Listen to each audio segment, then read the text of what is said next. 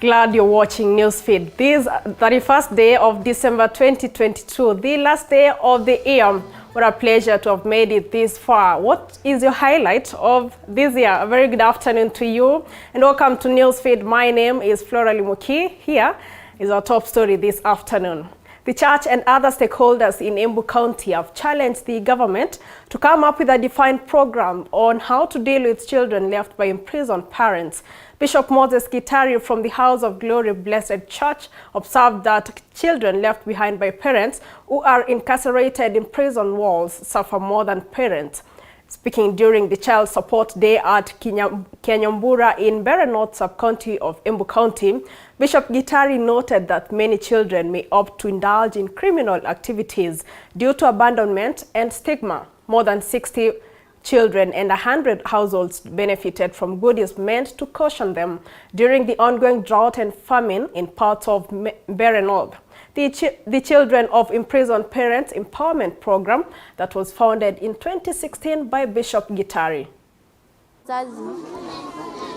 Ili waendelee vyema, wanateseka sana. Siku ya leo kwa ushirikiano na shirika la Koipe ambalo linafanya kazi na familia za wafungwa, tumeweza kuja mahali hapa Mbere constituency Embu County kuweza kuonesha upendo na kuweza kujua hali ambazo familia hizi huwa zinaweza kupitia, na zaidi ya hiyo tumeweza kushiriki nao chakula, tumeweza kuwapea mashine za kushona. Mzazi anapewa ghadhabu kule ama analekebishwa kule, lakini mtoto wake naye anakuja kuwa mkora kwa sababu hakusoma, anakuja kuwa muaji kwa sababu hakuwa na malezi mazuri, anakuja kuwa muovu kwa sababu hakuweza kusoma, hakusaidika.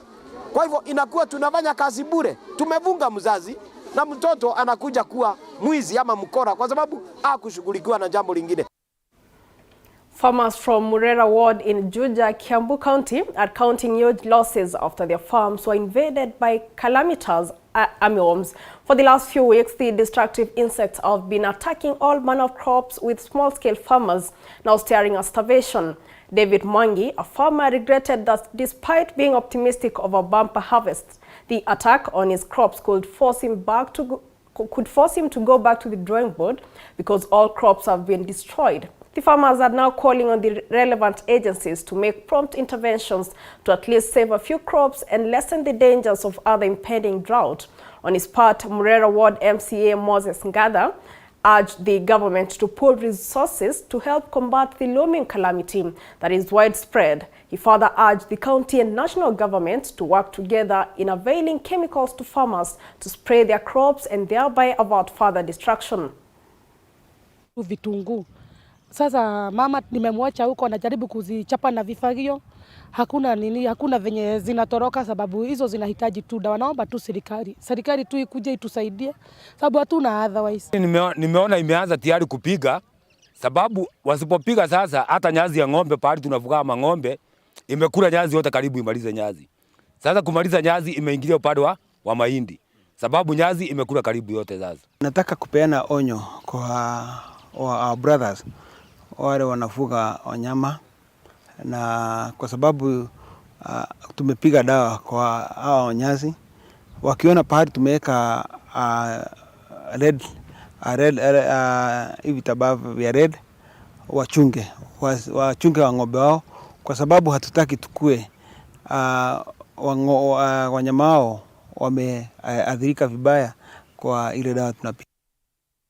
And university students drawn from all universities in Kenya and who come from Embu County have decried a myriad of challenges affecting them and have appealed to the national and county governments to intervene and help them achieve their dreams in academic excellence, as well as nurturing various talents. Speaking at the second annual general meeting by Embu County Campus Students Organization at the Moi Stadium, Embu, the students noted that financial challenges were a big impediment in their activities as scholars, calling for support from well-wishers to come to their aid.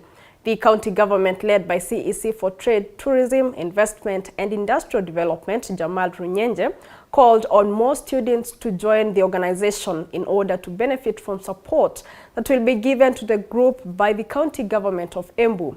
During the AGM, students showcased different talents that culminated with crowning of Mr. and Miss EXO 2023. It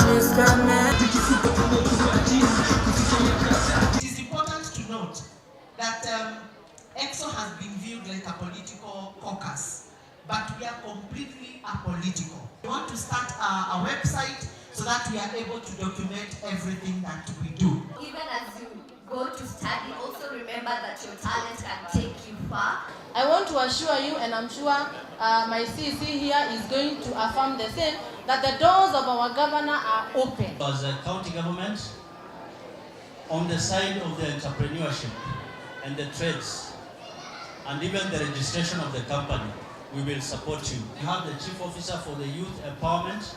I, as a trade CC, will work very closely with her so that she's able to help you form those companies, train you, register AGPO, so that you are able to do business with the government of Kenya. Tourism in Watamu is booming again this festive season after over 3 years of dormancy occasioned by the COVID-19 pandemic. The foreign market especially suffered most as many foreigners who love Watamu could not visit the resort, known for the best pristine beaches and a wide range of attractions, from boat safaris and dolphin watching, among many other experiences. Many investors have now set up more investments such as restaurants, tourist resort hotels, and island to attract both local and foreign tourists. However, beach operators say the number of tourists in Watamu could go higher if the government set up friendly park and airport fees, which are very high at the moment. Na business discussion na hapa ukija hapa Garoda kuna group tatu. Wengine ni safari sellers, wengine ni courier sellers, na wengine ni sunbeds. Hapa for now we are doing good, so far so good. Kama unavyoona kuna Italians bado wanaanza kukuja. Tunashukuru sana. Security hapa imeimarika sana. Security imeimarika na nashukuru kwa rais wetu. Kitu ambao inasumbua wageni sana hii park fee na airport fee. Kuingia mgeni ni €50 na kutoka ni €50. Waona? Sasa tuomba hiyo serikali yetu ambao ipunguze ile park fee na airport fee ipunguze. Hiyo ndio wageni wapete kwa sababu anauliza kuingia Kenya yetu ni gali, kutoka pia ni gali. We've had an opportunity to swim with the dolphins. It's an amazing experience. One of the finest sea mammals, and it was really a fine moment and an enjoyable moment. You can see everyone here is having a lot of fun. And into some rather sad breaking news is that Pope Emeritus Benedict has died at the age of 95. The Vatican has announced, that is the news coming to us right now, that the Pope Benedict has died at the age of 95. This is according to the Vatican government that has announced that right now.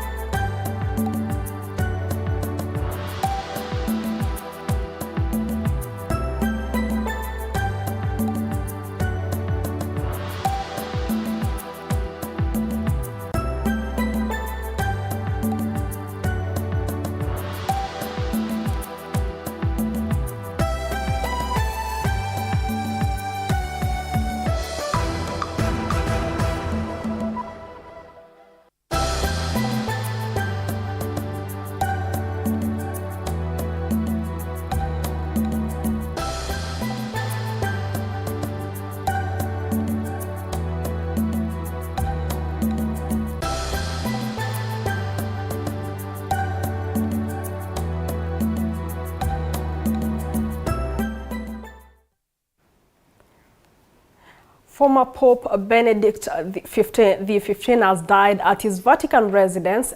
He was aged 95, almost a decade after he stood down because of ailing health. He led the Catholic Church for less than 8 years until the year 2013. He became the first pope to resign since Gregory in 1415. Benedict spent his final years at the Mater Excelsi Monastery with the walls of the Vatican. His successor, Pope Francis, said he had visited him there frequently.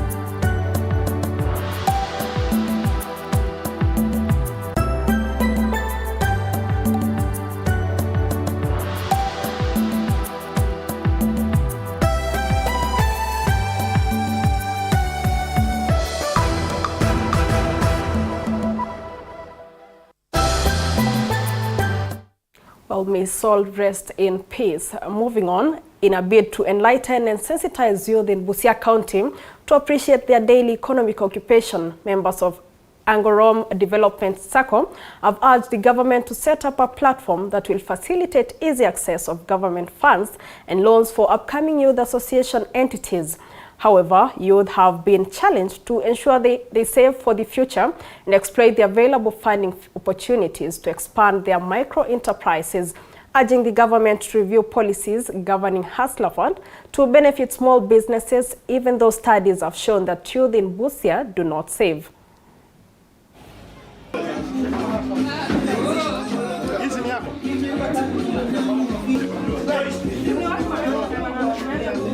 Ningependa kuhimiza vijana sana waweze kutoka mahali wapo, wakuje wajiunge na vijana wenzao, waweze kuwekeza ili maisha yao ya baadaye yawe maisha mazuri. Na waweze kupata ile financial freedom, kwa sababu kwa mkono mmoja hatuwezi, lakini tukiwa tunasaidiana tutaweza kujijenga.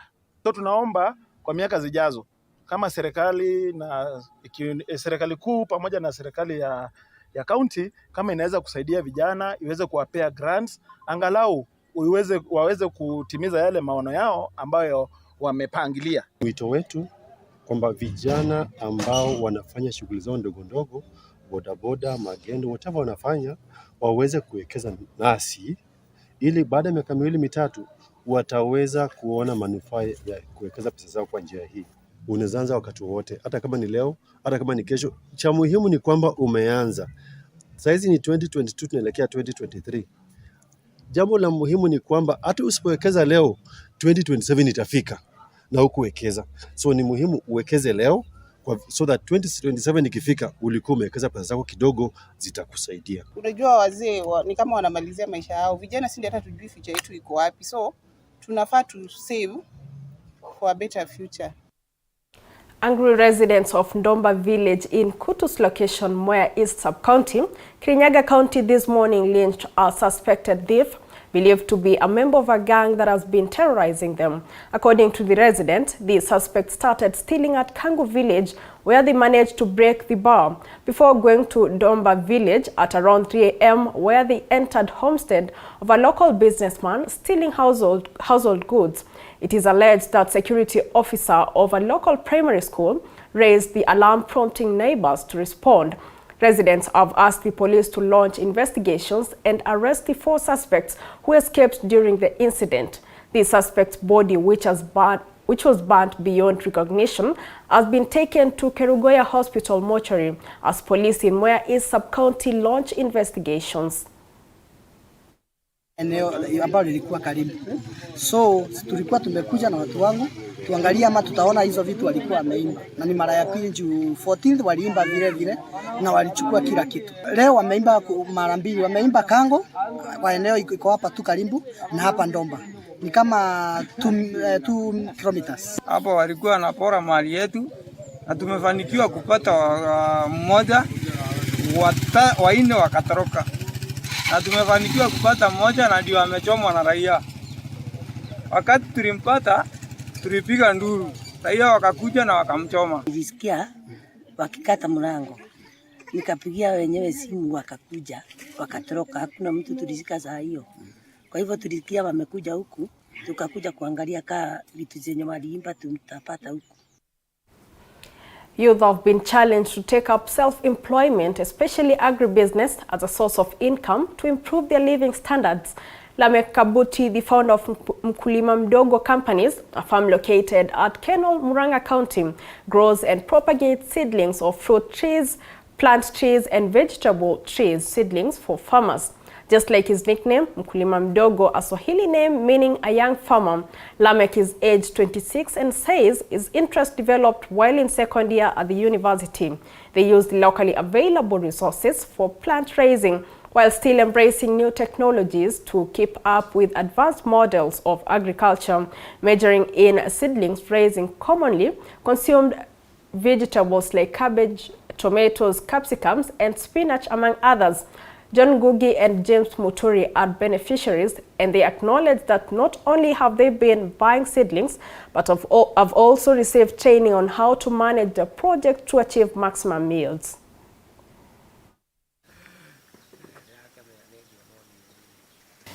Pia hapa tumeweza kutumia teknolojia kwa kuokota maji ambayo yanaenda ya mvua, tunaweka kwa reservoir chini, tumechimba underground tank na tunaweka hapo. Maji yamekuwa mengi kwa sababu unavyoona greenhouses ni kubwa, maji yamekuwa mengi, na tunatumai mwaka ujao tutaweza kuwapatia majirani na tusambazie wakulima ambayo ni maji hatutawalipisha, waweze kulima nayo, pia wao waweze kupata kipato kutoka kwa kulima huu. Sababu ukipata hizi mimea yao inaendelea tu kukua, hairudi na nyuma. Kwa hivyo naweza ita wadogo, yani youth, wakuje hapo kwa mkulima mdogo, waulize venye wanaweza anza. Urge the youths who mostly they just relax and wait for the white collar jobs to venture into agriculture. Agriculture is just an enterprise like any other. So if the youths would venture into it, it is well paying, it is helpful, and actually the input is well compared to other businesses. Zile cabbage nilibeba 3500, hizo ziliweza kunipea 6000 December Christmas, na zingine nikaoda tarehe 9. Saa hii zimefanya vizuri sana, natarajia hizo ndizo zinanipea ile pesa mzuri sana. Entrepreneurs from villages of Aila, Kangeso, Kanyangwa and Kanyondera in Migori County have termed the year 2022 as most difficult year economically. The vulnerable groups led by Gladys Award Otieno of Claims Enterprises said that the year 2022 has been a difficult one, considering the level at which the economy and the way the business environment has been run due to the rise in fuel prices and other basic commodities. They say that as farmers and business persons, they have had a difficult year. However, they hope the year 2023 will be better.